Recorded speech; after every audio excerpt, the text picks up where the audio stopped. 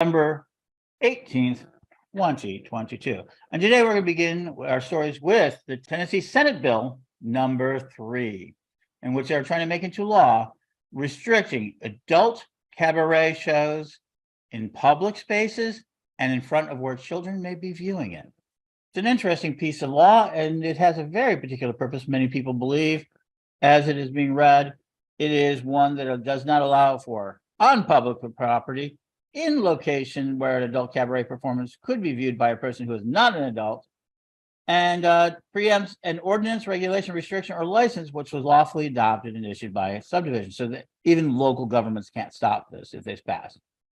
And that it is a Class A misdemeanor that will turn to a Class E felony, which will take July 1st, 2023. And so that's that point. And so what it is, it's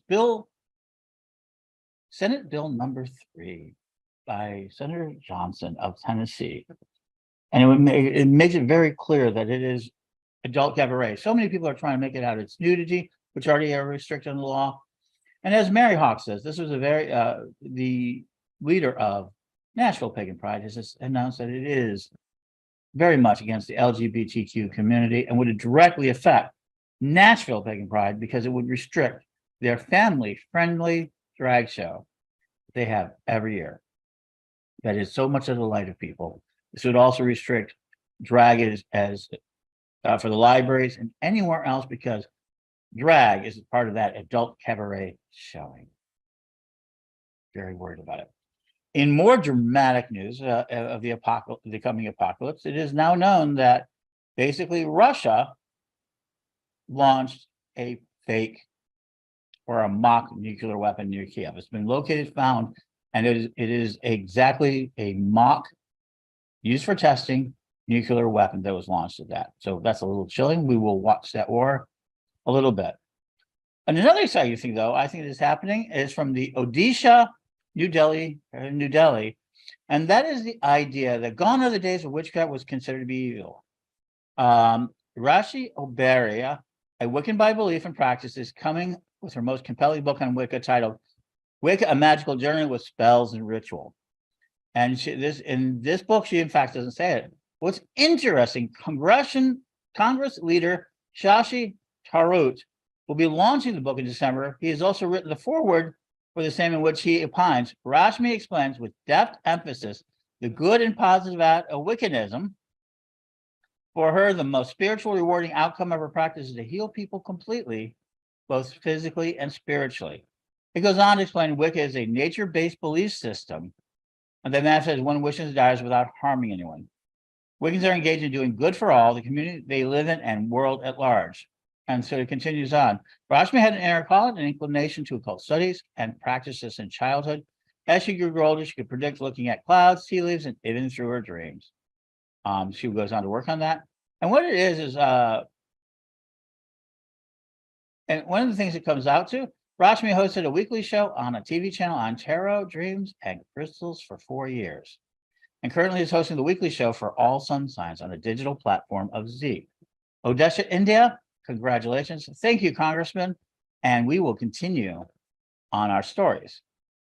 So the next story I want to bring to you is a good news story. And modern witches share the powerful link between makeup and magic. I think that's a great story.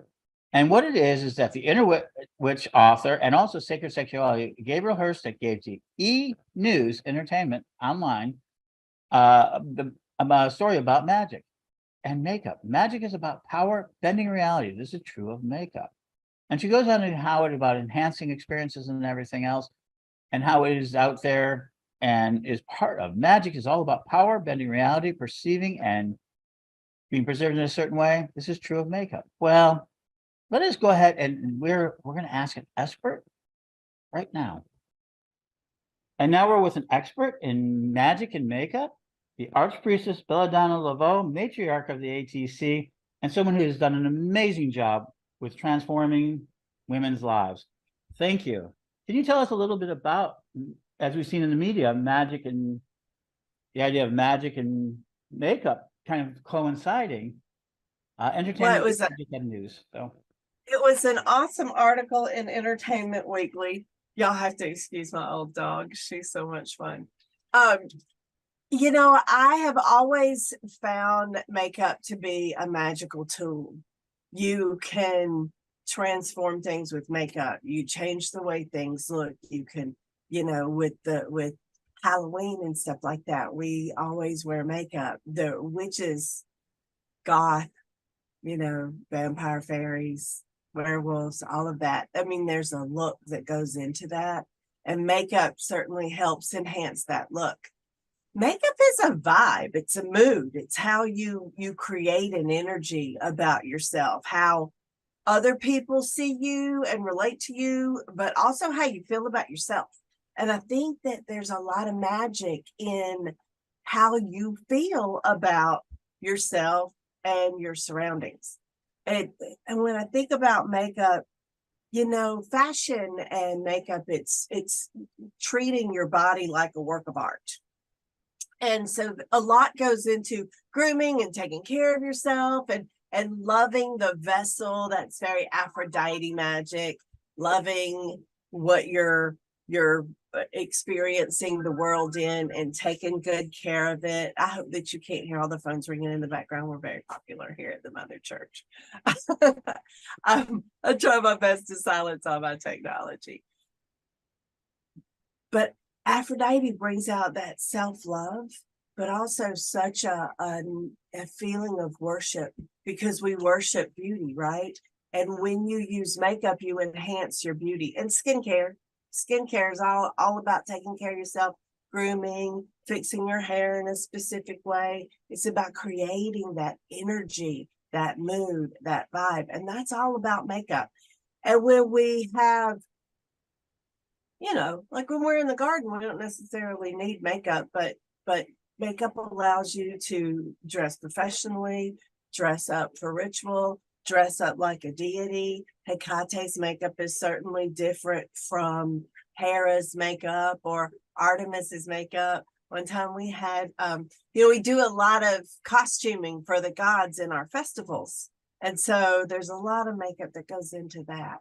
And some of it is real playful. Like one time we just had Artemis smear dirt on her face and hide in the bushes, and that was a vibe, right?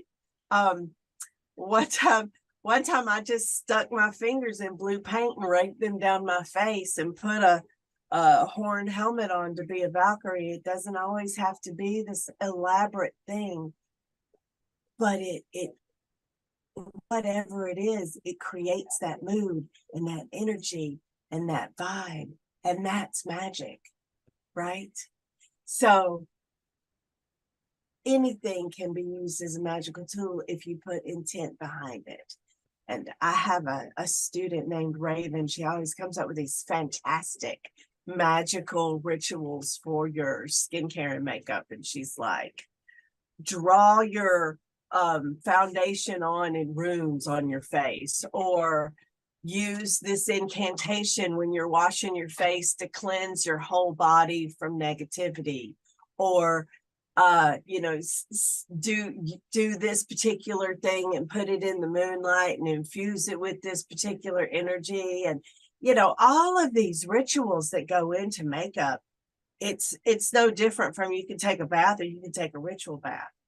What's the difference? Well, intent and maybe the products that you're using, right? The smells and the herbs and all of the ingredients that go into it.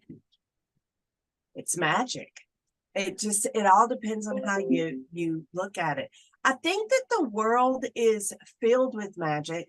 And but back in the day, Ed, when we first got into all of this, there were very little pockets of magic, but now there's magic everywhere you look. And I think if you remember that you can live your life in a magical way by layering on intent, whether it's cleaning your house or grooming or how you dress, or how you do your job, it's all magic in layered intent, right? And so I love it. I love how we're discovering all of these new dimensions to our realities that previously we saw as so superficial, and now has more depth and more meaning as we become more aware. So thank you. I think that's a great thing. And how can they find out more about, I love the idea of incantation thing. How can they find out more about your events, which is coming up? You have Spring Mysteries, which is beautiful, beautiful work. It's a great example of this. And so how can they find out more about and find you guys? Thank you, Ed. If you want to get more Bella in your life, you can always find me at belladonnalaveau.com, or you can look me up on Facebook. If you search Belladonna LaVeau, I'm very easy to find. And if you want to see the pageantry of the gods, we do this amazing ritual weekend. It's 4 days. It starts on Thursday and it ends on Sunday. And it is the restored mysteries of Eleusis, ancient Eleusis. We've been doing it in the Pacific Northwest this is the 37th year, Ed. 37. And we're doing it in a hotel this year so that everybody has their own. We used to do it in a state park, but with the new precautions and the new needs that we have today, getting back in person. We did the last 3 Spring Mysteries online. Getting back in person, we want everybody to have their own accommodations. So we're doing it at a hotel and we're really excited about it. We're going to have so much fun. It's springmysteries.com, Easter weekend, and you really got to come see the gods in the flesh. It's an amazing experience. Life-changing, transformational. Yes. Thank you so much for having me, Ed. Always a pleasure to be here. Hi, we're back, and our final story of the evening is a great one.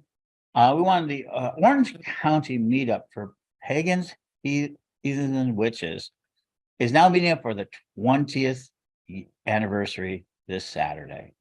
We want to wish them the best, and we have a story, and we have interviewed the founder, Yvonne Conway Williams. Let us get to that tape. And today we're with Yvonne Williams, one of the leading pagans out in our state of California and throughout across the world. She's well known to a lot of our audience, but she is celebrating a very special celebration, and one that we should always recognize. 20 years of a particular type of meetup. Can you tell us a little bit about this meetup that you're doing that's 20 years? Well, thank you for inviting me. The meetup is the Orange County Pagan, Witches, and Heathens meetup. We've been meeting monthly for 20 years, and this Saturday we're hosting our celebration. And we're hoping to have a nice turnout from members that have been there since the beginning to some of our new members.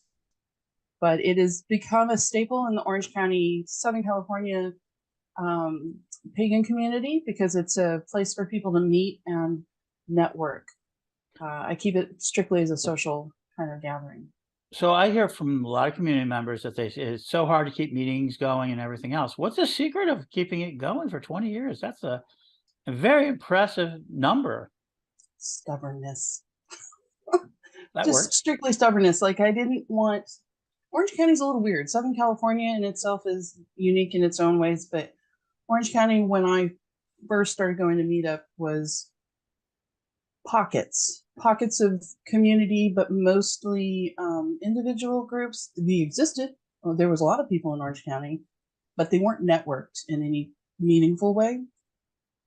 So when Meetup had begun and I started going, I decided to start marketing the Meetup group. And I did something really unique in that this is 2002. So I started emailing people through Yahoo, back when they used to have access to Yahoo members that would show their interests and their location, and anybody that was local, as well as had an interest in anything remotely pagan oriented. I'd send them a personal email. I sent out hundreds of emails.